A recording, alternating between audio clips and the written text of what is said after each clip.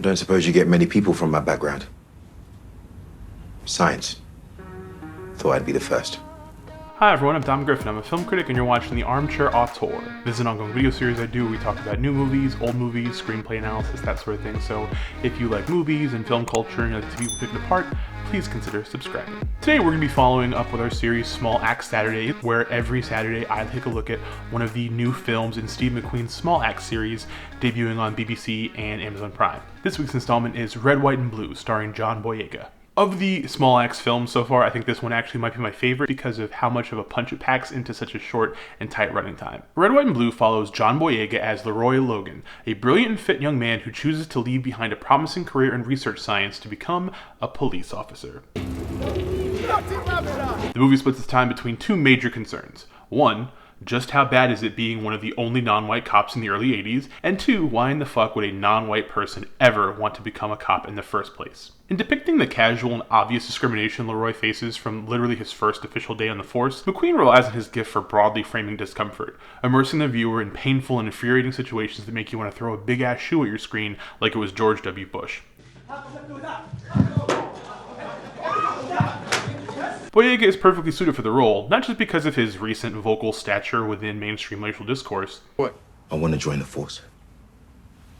What, you gonna be a Jedi or something? But also because as a performer, he, not unlike a young Denzel Washington, is as amazing at portraying repressed anger as he is believably blowing up when those frustrations have bubbled for far too long. There's a great sequence when he has to go after a perp all on his own with repeated calls for backup left completely unanswered until his only real friend in the force, a young Pakistani officer, shows up from the other side of town telling him how many cop cars he passed along the way, leading Leroy to finally unload on his brothers in arms. If this was just a docudrama version of Serpico, it'd be great, particularly because unlike similar cop films that focus on separating the one good hero cop from a squad full of corrupt villains, this movie makes it clear that Leroy isn't an exceptional hero cop surrounded by law-breaking baddies, but rather a lone figure looking to reform a system that is functioning as it was designed to. These other cops aren't bad cops, they're just cops.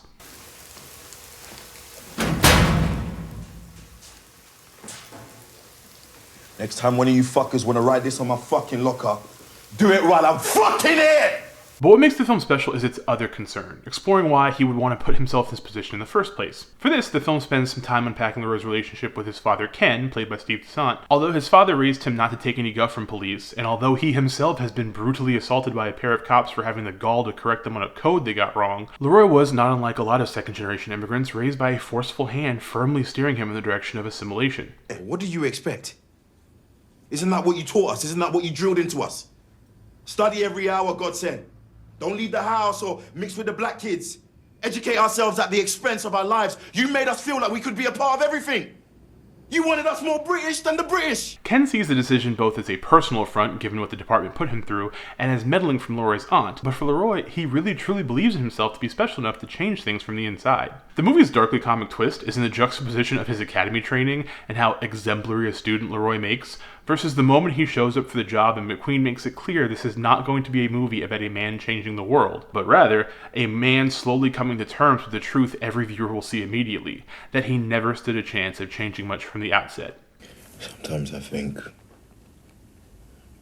the earth needs to be scorched.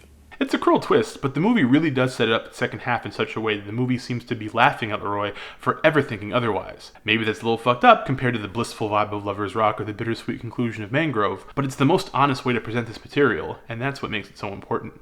In year like 2020, I don't think we could have asked for a better cop movie to come out, and again, the fact that it's just one film in a series McQueen is putting out shows just how, perfectly timed this has been and how really much of a treat it is for us to get. Red, White, and Blue, like I said, probably my favorite of the Small Axe series so far. There's only 2 left.